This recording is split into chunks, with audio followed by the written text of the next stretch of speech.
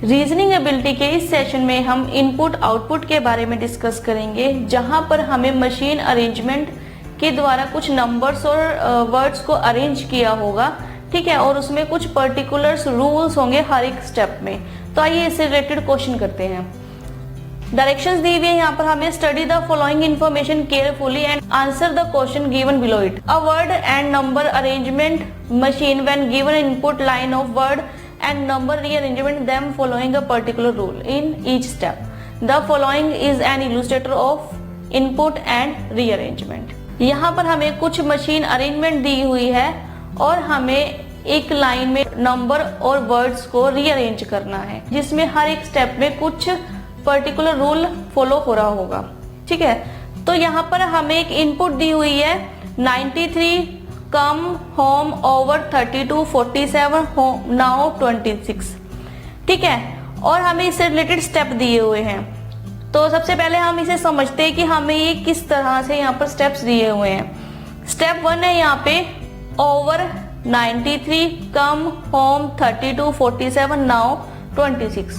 अब स्टेप 1 में क्या हो रहा है, यहाँ पर जो रूल समझ में आ रहा है, अब जब इनपुट जो है उसमें जो ओवर वर्ड है ये 1 2 3 एंड 4th नंबर पे है, लेकिन स्टेप 1 में वो फर्स्ट नंबर पे है। यानी कि जब हम इसे रीअरेंज कर रहे हैं तो जो अल्फाबेटिकल ऑर्डर देखे तो ओ जो है इन सभी वर्ड्स में से C come home over now CHNO O सबसे लास्ट में आता है। यानी कि जो हम अल्फाबेटिकल ऑर्डर को रिवर्स कर दे, इन 4th वर्ड में से ओवर पहले आएगा क्योंकि ओ सबसे लास्ट में होगा अल्फाबेटिकल ऑर्डर, और रिवर्स अल्फाबेटिकल ऑर्डर में ओ जो है पहले हो जाएगा इन चारों के अकॉर्डिंग, ठीक है। तो ओवर यहाँ पर फर्स्ट स्टेप में आगे आया है।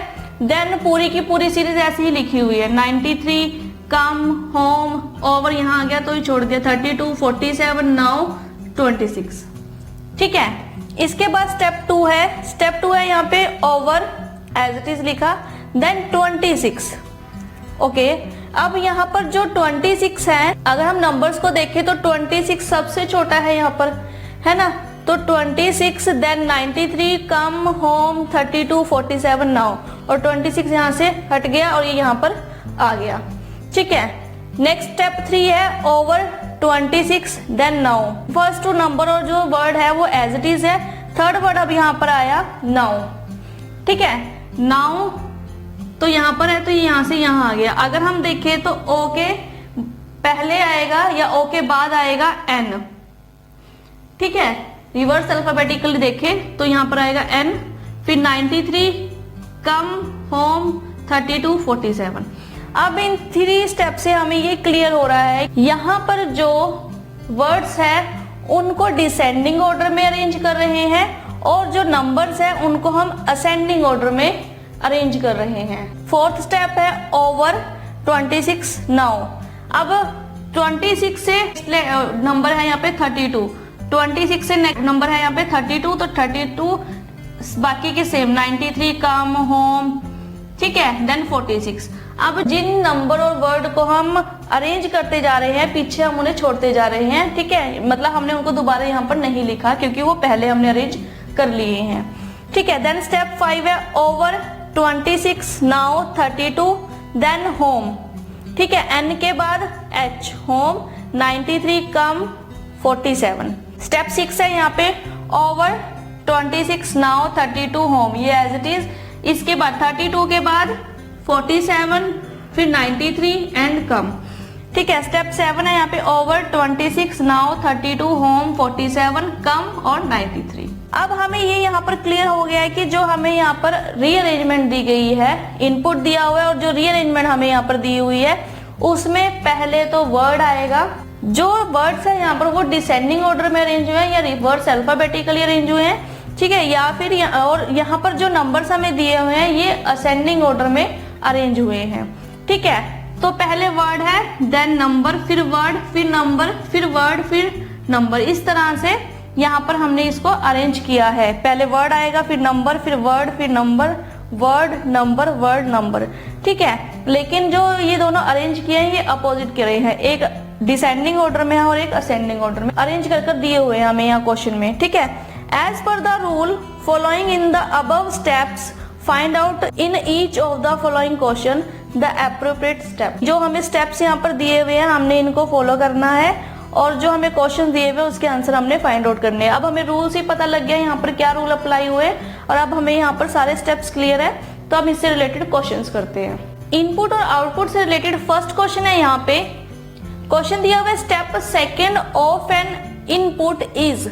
हमें इनपुट दी हुई है और इनपुट का स्टेप सेकंड दिया हुआ है स्काई 20 90 37 बिगिन 11 होम और अगेन। तो यहाँ पर हमें स्टेप 2 दिए हुए हैं, तो ये सेकंड स्टेप है यहाँ पर और ये फर्स्ट स्टेप है। पूछा गया हमसे which of the following is definitely the input. नीचे ऑप्शन दिए हुए हमें और हमें ये बताया गया है कि इनमें से कौन सा डेफिनेटली इनपुट होगा। अब यहाँ वर्ड यूज हो रहा है डेफिनेटली, ठीक है, तो हमें डेफिनेटली इनपुट बताना है, हमें स्टेप्स दिया हुआ है। अब यहाँ पे हमारे पास ऑप्शंस है, 5 ऑप्शंस है, ठीक है। तो अगर हम इसके इनपुट की बात करें, हमें ये स्टेप सेकंड दिया हुआ है, अगर हम इसके इनपुट की बात करें तो हमें नहीं पता यहाँ पर कि जो 20 है वो इस प्लेस पे था, ठीक है, या फिर इस प्लेस पे था, या फिर इस प्लेस पे था, ठीक है, या फिर इस प्लेस पे था, या सबसे लास्ट में था, ठीक है, अभी तक हमें नहीं पता। ऐसे ही स्काई वर्ड का हमें नहीं पता कि वो कौन से प्लेस पे था। इतने सारे प्लेसेस हमें यहाँ दिए गए हैं तो हमें नहीं पता यहाँ पर जो स्काई वर्ड था वो कौन सी प्लेस पे था और कौन सी प्लेस से हमने इसको लेकर फर्स्ट स्टेप पर अरेंज किया है, ठीक है। देन 20 जो नंबर हमें दिया हुआ है उसको हमने कौन से नंबर से उठा के उसे सेकंड स्टेप पे अरेंज किया है, ठीक है। हमें सेकंड स्टेप तो यहाँ दिया हुआ है, लेकिन अगर हमें जब भी कोई स्टेप्स दिए हों और हमसे इनपुट पूछा जाए या फिर जो हमें यहाँ पर स्टेप्स नंबर दिया है, जैसे कि यहाँ पर स्टेप सेकंड हमें दिया हुआ है और हमसे पूछा जाए कि स्टेप 1 क्या है, तो हम वो यहाँ पर फाइंड आउट नहीं कर सकते। तो इस तरह के क्वेश्चन का हमारे पास आंसर रहेगा कांट बी डिटरमाइंड। तो वैसे भी हमसे यहाँ पे डेफिनेटली इनपुट पूछा गया है, हम डेफिनेटली इनपुट नहीं दे सकते क्योंकि हमें स्काई और 20 की जो पोजीशंस है वो नहीं पता। जैसे कि यहाँ पर हमें जो क्वेश्चन दिया गया था इसमें जो 93 था वो फर्स्ट नंबर पे था, लेकिन जब हमने उसे अरेंज किया तो यहाँ पर वो सबसे लास्ट में 93 आया, ठीक है। ऐसे ही हमें नहीं पता कि स्काई इन सभी जगह में से कौन सी पोजीशन पर था, ठीक है। ऐसे ही 20 हमें नहीं पता। तो जब भी हमें क्वेश्चन में कोई स्टेप्स दिए हो और हमसे या तो इनपुट पूछा जाए या दिए हुए स्टेप से पीछे का कोई स्टेप पूछा जाए तो हमारा आंसर हमेशा होगा कांट बी डिटरमाइंड, ठीक है। तो बिना कुछ भी सोचे समझे हमने कांट बी डिटरमाइंड पर यहाँ पर मार्क कर देना है। तो ध्यान रहे हम इनपुट को नहीं बता सकते अगर हमें स्टेप्स दिए हों, ठीक है, ना ही दिए हुए स्टेप से पिछला स्टेप हम बता सकते हैं, लेकिन इनपुट से हम लोग स्टेप्स को जरूर फाइंड आउट कर सकते हैं। तो यहाँ पर इस क्वेश्चन का आंसर है कांट बी डिटरमाइंड।